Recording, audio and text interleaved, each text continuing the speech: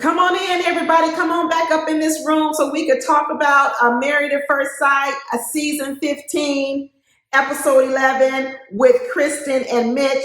I've already done videos on Stasha and Nate. I've done videos on Alexis and Justin, Morgan and Ben. And now I am on Krysten and Mitch. So if you haven't watched any of my other videos, at the end of this video, there'll be a link and you can go directly to those other videos. But we're going to start talking about Krysten and Mitch. People, I can't even believe we're here. I can't even believe the stuff that is about to come out my mouth. And yes, I'm okay. I didn't hit my head on no sharp object while I was on vacation. I really am in my right mind. But I'm about to give a compliment and a praise to Mitch for his improvement. Can't believe it, y'all. I can't believe it. Now, he probably had the most work to do out of anyone on the show. So the fact that he's made improvement, we still want to give him a kudos for doing that, but we also want to acknowledge he has a long way to go. But in this process improvement of Mitch, what it has allowed us to do is sort of relax when we watch these two on the screen. And now what we're starting to see, or I'm starting to see, is exactly what I saw about Krysten from the very beginning.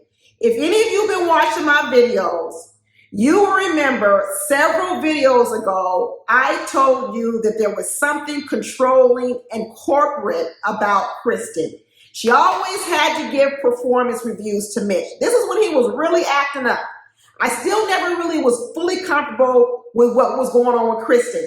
Remember all this stuff with the ex and the ex cheating on her and then she's still going to the honeymoon and paying for it. I said, you know what? We haven't gotten to that stuff. We haven't unpacked it because Mitch, the itch, was acting so much like a fool. Well, now what we have is Mitch is settling down. Okay, he's settling down. And now what's going on is we have Krysten who's becoming overwhelmed. So she's finally reached her limit, y'all. She's reached the limit, which we knew the day would come, when she says, I can't continue to walk on eggshells. When will Krysten be able to come out? When will Krysten get what she wants, right? We feel her because Mitch has been consuming everything. So now she's finding her voice as she's speaking out, and she's speaking in a way in which she's angry and she's resentful from having to have carried the load so much in the beginning. I get it. I get why she's angry about it because she had to carry the load. She even mentioned how she was harboring some resentment on the fact that Mitch said, he wasn't attracted to her in the beginning. And so that put a lot of pressure on her to get to this place where she could feel accepted by Mitch. I completely empathize with Krysten. I understand it. But here's the thing, people, and I talk about this not only with Morgan, I talk about it with Stasha, is that when problems arise, it is never a one person's fault. We all have to sit and ask, what do we do to contribute to this situation? Now, we already know what Mitch did. But what Krysten is doing now is she's not recognizing that, Krysten, you always had a choice. You decided to bow down and overcompensate to Mitch because you didn't want to rattle him. Got it. And now you're resentful for it. But the truth of the matter is exactly what Mitch said. I never asked you to do that. It was Krysten who decided that this was the solution she was going to take to settle Mitch down. I'm not saying whether it was wrong or right, but she has to take ownership that that was her decision. Mitch never told her to do that. Mitch was going to pitch a fit and act a fool and do whatever he wanted to do, and how she reacted was going to be up to her. So now she's lost her voice, and now she's trying to gather back her voice, which I think she should. She's trying to speak up more for herself, and Mitch has said, I don't want you walking on eggshells. What he's saying is, I am stronger now because now I have developed a few coping things. I have figured out a few things about myself. So I don't need you to carry all of the load because I can put some of it on my back now. That's what Mitch is trying to say. He's saying you no longer have to carry the relationship 100% because I can now regulate my emotions a little bit more. If you watch my video on Stasha and Nate, this is where Stasha needs to get, because right now they are peaceful and calm, but it's mainly because Nate is carrying a lot of the weight in that relationship. Mitch is saying, I acknowledge that I wasn't carrying my load. I'm ready to put something and strap it on my back. Now what Krysten is doing is she is actually starting to get not only resentful from the fact that he wasn't carrying your weight, she actually is getting a little bit irritated because people are praising Mitch. So remember, Krysten likes to be perfect. I'm telling you, work with me, people. She started talking about it in her letter, how she had to be perfect for that mama that was walking down the aisle and stealing all the spotlight when Krysten was supposed to be the bride, that same mama. All this is making sense, y'all. She said that mama put a lot of pressure on her to be perfect. That mama put a lot of pressure on her to have good grades, and she always felt she needed to be perfect. I'm going to do a little side note about putting girls in sports. I'm going to go off on a little tangent for a minute. Women who have young kids, you guys need to reevaluate putting your girls in sports. Back in my era, and times going up, they were telling women, put women in sports so that they can increase their self-esteem. Now what we're finding with girls in sports is that it's actually making girls have a really high competitiveness, which actually doesn't serve them well in relationships, because it's creating a competitiveness in women and actually it makes them then compete with their husbands. I'm telling you, I don't want to get off a tangent, but if you're a mother with a young child or a young girl, you need to reevaluate, if you do put your girl in sports, your daughter, what type of activities you put her in, because some activities are actually developing other characteristics in women that is making it hard for them to bond with men in relationships. You see it with Alexis. She probably should have never been playing basketball because that issue she's got is causing problems now with her with men because she likes to compete with men. But anyway, I digress. Krysten now has developed this sort of resentment, contempt when people praise Mitch for his progress. It happened at the dinner table. When Justin was praising Mitch, when other people were praising Mitch for the progress he made, did you see Krysten's face? She was like, what about me? What about me? Now, Krysten, there's enough attention to go around for both of you. What Krysten is saying is, how is he now the better person? How is he the better person? What about me? Krysten absolutely needs to find her voice and speak up for herself and not carry the weight of Mitch. But there's another part of Krysten where Krysten likes to control situations. I'm telling you. And the way she controls situations is through kindness. It was what I told you in previous videos of how she over-compliments people. Part of her over-complimenting is to gain control and to gain leverage over you so that in a lot of ways she can start controlling the situation. That's what she does. And now what's happening is she's no longer becoming the favorite person in the relationship because people are actually starting to like a Mitch. And what is that doing? That's taking the favorite person title away from Krysten. Remember, everybody needed to be Team Mitch, stay in Mitch's corner.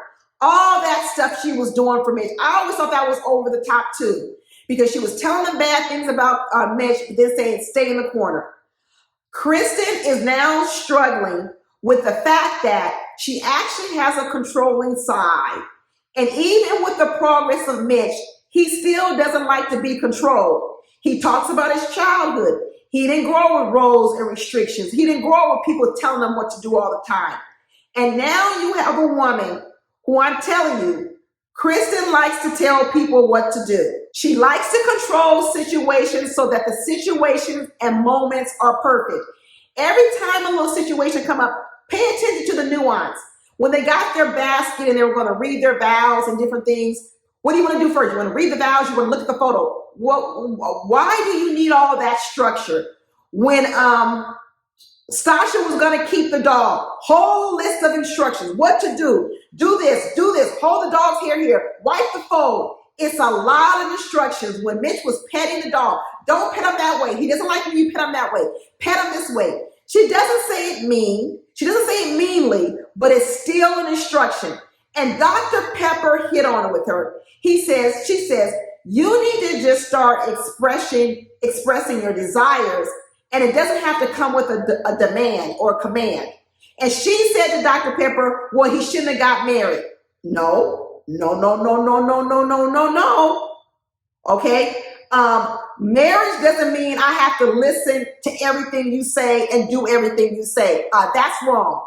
Krysten often says he shouldn't have got married if he didn't know he was prepared to be a husband. And I came in this marriage already a wife. Girl, no, you didn't.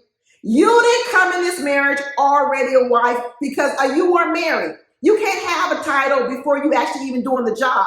So the fact that Krysten thinks she was already a wife, already perfect before she got in this marriage tells me something. And I'm telling you, she is going to have to come from her controlling and wanting to be perfect side, and she's going to have to come in the middle. And Mitch and his not wanting to work with anybody and being selfish and all those things we said, he's going to have to come in the middle. But so far, it was Krysten who was doing all of the acquiescing to Mitch. But now that we have Mitch coming closer to the middle, Krysten also has to recognize that some of her controlling ways are not going to work. She is going to have to give Mitch some freedom to do some things. Right now, I do believe Mitch is finding comfort in his marriage. And I think that that is what is motivating Mitch to make changes. Because I think Mitch was lonely. I think Mitch did want a wife, but just like he said, he was scared. I talked about that before. He was scared. What Krysten did by really overcompensating for Mitch, I think it was a good job. Because what it did was it helped Mitch get out of the fearful mode and have assurance that Krysten was going to be there for him. And then he could grow to where he is. Now he has to get stronger so that Krysten doesn't have to carry the load. But what Krysten also is going to have to realize is, regardless of Mitch, she's got some controlling ways that she's going to have to let go of. And I think that's what Dr. Pepper was trying to get her to see. I don't know if she got that point yet, though. I think that she can get there.